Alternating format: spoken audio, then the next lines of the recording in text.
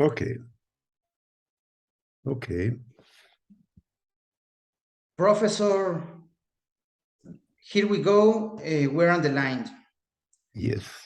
Abram de Swaan is Emeritus University Professor of Social Science at the University of Amsterdam, Yes. where he has been Professor of Sociology Science 1973.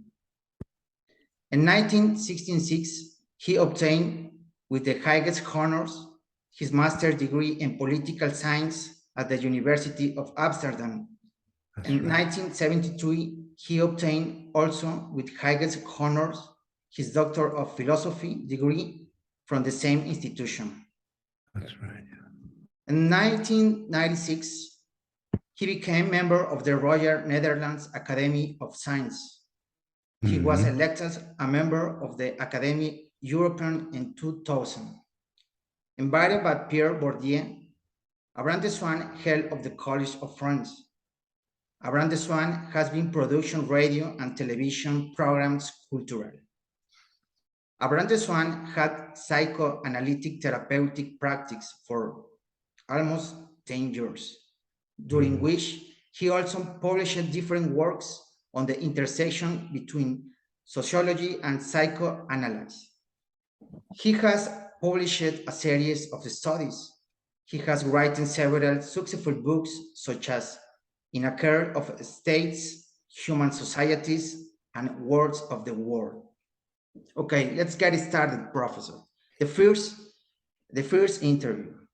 When I meet Professor Abram de Swaan for the first time was at the University Veracruzana, where he presented a paper in the International Forum of Literature and Civilization in 2005. Right now, we will be talking about his perspective between the concept Norbert Elias civilization and the relationships of social science and education in the universities. It's a pleasure to have you present, Professor. The first questions. We are in a time of crisis.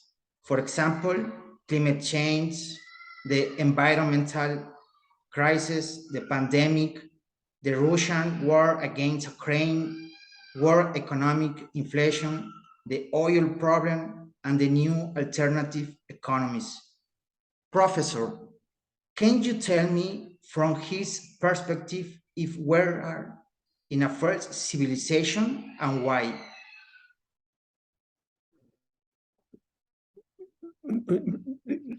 Put the question one more time.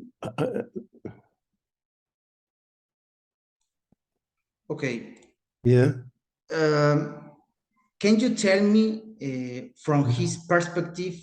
From Elias's perspective. Yeah. Yeah. If we are in a false civilization? Yes. Yeah. Why? Yeah. There's a problem with this question.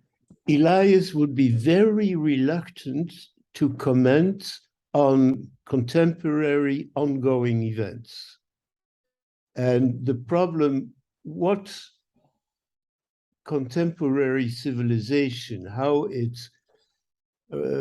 has evolved from earlier forms of civilizing processes, was a rather contested subject.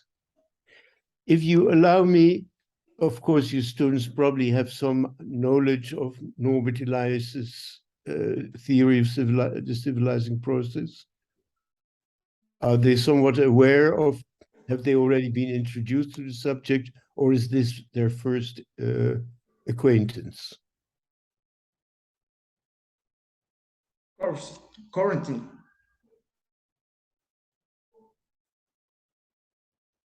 Because I think we are in a crisis. Yeah. My question to you is, have students already been introduced to the theory of the civilizing process, or is this the first time they hear about it? The false civilization. Sorry? The false civilization. But have the students been, have they already read about it, or is this the first time they hear about it? Yeah. Well, have the students read about, have they been taught about Norbert Elias's theory, or is this the first time they are introduced to it? Yes, of course. Well, it's a question. Have they classes on Norbert Elias's civilizing theory before the students? It's different. How do you mean? Yeah, it's different. What is different? The difference between before the pandemic and after the pandemic. Okay, I now I understand you. So before the pandemic, they were being taught about Norbert Elias, but the new students have not yet. Yeah. Do you think it would be a good idea if I took 5 minutes to explain the elementary foundations of the theory? You can explain some? Yeah, because if I had to say the first basic things about Norbert Elias' civilizing theory is that it is a theory of the very long term, 500-600 years, which is very unusual in social science. And secondly, it is a theory of state formations, how from medieval small kingdoms and fiefdoms in endless wars and confrontations, some small entities were being defeated and joined a larger entity. And so in the final process, the modern nation states of Europe emerged from centuries of warfare. So it is a theory of the formation of the modern nation state. And at the same time, it is a theory of the evolution of the European general personality type. That is, Elias has the idea that in the Middle Ages, people were somehow more spontaneous, more lustful, more ready to fight, less controlled, less foresight, less thinking of the future. They were almost, you could say, like rather spontaneous children, but as adults, they were also dangerous and strong. He got this idea from a very famous historian called Johann Huizinga, who wrote a famous history book called The Waning of the Middle Ages, in which he paints this image of the Middle Ages. And his second point of orientation is Sigmund Freud, who 500 years later is trying to cure people from their inhibitions. And his patient is a very controlled, very tight, very disciplined, one could say, overly disciplined person who represses his drives and his impulses and tries to be very much a regular, well-organized citizen. So how did we get from Huizinga's wild middle-aged personality to the overly controlled and therefore somewhat neurotic personality of the end of the 19th century? So these are two very ambitious projects, but the coup de génie, the colpa de ingenio, the genius in this is that he succeeds in combining the two. And his idea is that once the nation state began to emerge, there were the royal courts. And there, the wild warriors had to come to the court so that the king could control them, and had to adapt to courtly life, had to become courtiers, had to learn to control themselves, to apply some psychology. Does the Duke like me or not? Will he introduce me to the king? He didn't even look at me. He didn't smile at me. You see, really courtly, reading other persons, manipulating other persons, very different from the wild warriors that used to fight all those wars. So what he does is he finds a location, a critical location, the court of the emerging national states and courtly society. And courtly society is the big civilizing machine. Yeah? So this is how he constructs this very, very ambitious project. And frankly, I think he pulled it off. He succeeded in realizing his ambitions. It is a real classic. It is one of the great intellectual endeavors of the 20th century. Sure. Now, okay, the second questions. Yeah.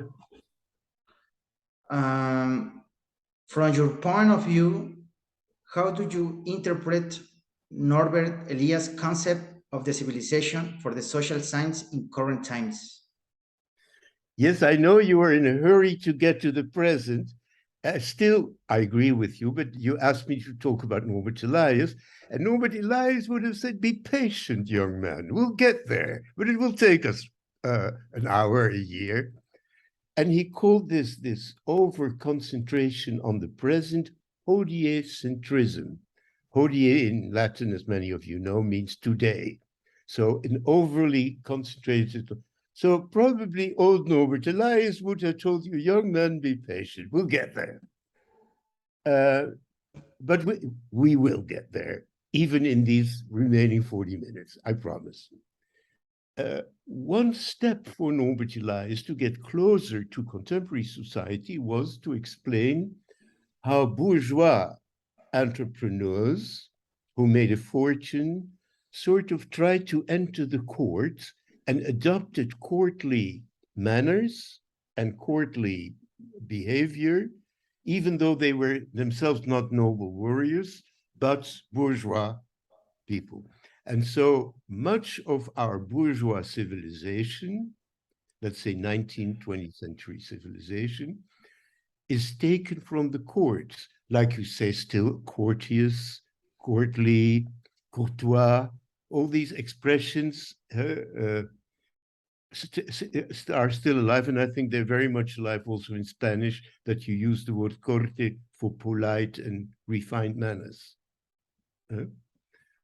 So here now we are already in the 20th century. But then in one of the last chapters, Norbert Elias confronts, the book was published in 1939. There was no worse year to publish a book on the civilizing process than 1939 in Germany. It was the worst there was. Okay, so the book is a dud, nobody reads it, very few people. But after the war, interest picks up, and in 1969, there is a new edition, and then Elias comments on changing manners in contemporary mid-20th century society. And he says, well, I said people are getting more controlled, more future-oriented, but now I see people dancing wildly, smoking in the street, and acting much more loosely. So how to interpret that? And there is a major problem, but Elias said, in many cases, this more relaxed, this more subtle, more easygoing way of behaving yourself towards others is predicated on a capacity to naturally control your emotions. Because, to give an example, maybe in the 60s, girls started wearing super short shirts in the streets. Mm-hmm. And they were flirting with the boys and going out and dancing. And in 19th century terms, you could say the girls and the young men were wild. But in fact, and he was right, they weren't all that wild. They had learned to deal with the temptations of each other's bodily presence, of dancing, of drinking together, of going to the beach and swimming maybe in the nude or with very scanty clothes. And he said that is not a mark of decivilization. It's a mark how easy they find it to deal with these Moors. I have a little problem, Gerardo. Yeah, there you are. You're back again. So this was a rather subtle argument. And your students will be amused how this was dealt with. There were American students, observers of the nude beaches of San Francisco, and there were Dutch observers of the nude beaches of Holland. I was one of those observers. And my job was to observe how women would go, would be on the beach with exposed breasts. It was a very serious task I had there. And one could indeed describe very much that the whole game on those nude beaches was to not show any form of excitement, not to be in any way wild or intemperate, not to touch other people, not even to watch these semi-nude ladies. But the American researchers found the opposite. They thought that the San Francisco beaches were very wild, and we thought they were very cool. So I think in the end, we can say that the more relaxed manners of the early 21st century do indeed convey that people can more easily control their impulses and can more easily take into account what other people need. Because in one sentence, civilization is about taking into account at more moments, more aspects of more needs of more other people. You're forever trying to see what other people need. Yeah, professor. Yeah, it's good you call me professor because it's also a little bit naive, like a professor would be. Things in reality are a little bit more complicated. Okay, the third question. Can you tell me about his books, Human Societies and Wars of the World? What's the importance of taking care of words in a violent society? You're now talking about my book, Words of the World. Yeah. Is that what you told? Words in the words. Sir? What is the most important you can tell me about that your book? Yeah, well, the book which is most deeply, there are two books which are very deeply influenced by Norbert Elias. One is the book In Care of the State, which is about the emergence of the welfare state. And in a way, the welfare state is a great accomplishment of civilization. So in very many respects, that was a continuation of the civilizing process in other fields. And the other book in which I was very much involved with Norbert Elias's theory and very critical was the book called The Killing Compartments, which is on 20th century genocides. Yeah. And there I was quite critical of Norbert Elias because, if you allow me, there are a number of important questions which students of Elias should deal with. One is, what should we think about late 20th century, early 21st century forms of behavior? Are they a new form of civilization, or might they really be a little bit wild? And it's a difficult question. Let's think, for example, about drug use. On the one hand, people who use party drugs know how to deal with it. They're rather sophisticated. They are not absolutely crazy. On the other hand, a lot goes wrong and a lot gets out of hand. And there you have an example. So has the civilizing process changed? Of course. The second is a very difficult question. Does Elias think that people are more civilized are somehow superior to people he considers less civilized. And there we have a real problem. Because you must realize, well, you're from Mexico, you have been colonized by the Spanish, but for example, Africa was colonized with one slogan, La Yeah. mission civilisatrice. So the word civilization in Africa means a reason to oppress, to exploit, to kill millions of African people. Yeah. So the idea was they were less civilized, so were they somehow less worthy than Europeans? Well, mission civilisatrice implies that. These people need our help, and then maybe in 3 centuries, they will be like us. We're talking about colonialism, imperialism. But that happened in Mexico. Yes, absolutely. Absolutely. Yeah. So Norbert Elias always, when you ask him, he said, no, these are simply different forms of civilization. But in the book on the Germans, on the emergence of National Socialism, he talks about the collapse of civilization. And you get the idea that if there is no civilization, you have a morally inferior society.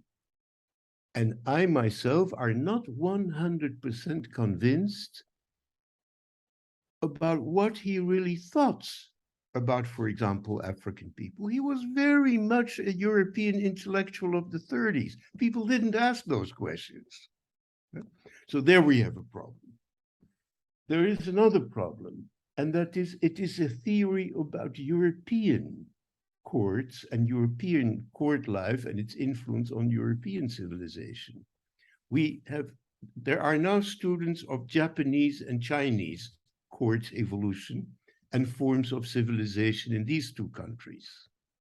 There's nothing yet about the great Indian courts, but for example, I know nothing about the Aztec and Maya courts, but there were courts and there was a court life. And I don't know how far historiography in Latin America has progressed so that maybe one day we can compare the long-standing courts of the original population of Latin America with what happened in Europe. So it's a Eurocentric theory, but you cannot blame, because Norbert Elias was not a university, he was just one man, one refugee who went from Germany to France to England with one hand to write. So he could not do a theory of all the courts of the world. So these are 3 important problems with the theory.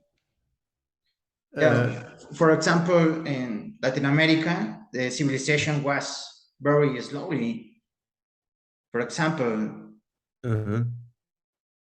for example, in Africa, the civilization was very slowly, very problematic. Yeah. Politics, culture. Yeah. And it is still a rather violent society compared to, say, France. And there are a number of very violent societies in mid-America with extremely high murder rates, for example. But I find it very difficult. We must be very careful to say, for example, well, El Salvador is less civilized than Canada. I would be very careful in saying that, first of all, because people hear it differently. Civilization is a judgment, a value, a moral term. For Elias, it is a technical term, but not entirely. So, yeah, the civilization depends of country. The history of civilization depend of country. It's something real. It's something strange at the same time, but it's real. Yeah. Well, I think that it is very important whether a state apparatus succeeds in effectively controlling the monopoly of the means of violence, which, for example, in Canada seems to have succeeded rather well, although even there's some trouble now. Whereas, say, in El Salvador, it's very problematical, or say in Colombia. Yes, very problematic. Yes, and that this omnipresence of the possibility of violence interferes with the civilizing process in the sense of Norbert Elias. Let me give you an example. North American Slavery Society in the southern states was extremely violent towards those who had been enslaved. They were the subject of extreme violence, but also among one another, it was a quite violent society. Nevertheless, the American South of slavery times considered itself extremely civilized. They thought they were by far the most civilized, the most refined people in the United States. And they had this dream that they were like the French, people of arts and letters and fine tastes. And we wouldn't say so. It is one of the great theories of the European social science tradition, but we need students to work at it in a critical perspective and try to improve the theory. But it's not something, we should not swallow it hidden here. We should try to understand it as well as we can and then work with it in a critical vein. That is honoring Norbert Elias. Professor, sure. We have 10 minutes. Yeah. On the interview. The final question for me and for my students, what are the main problems of teaching and research in universities? Are these the product of the history of the civilization, the universities?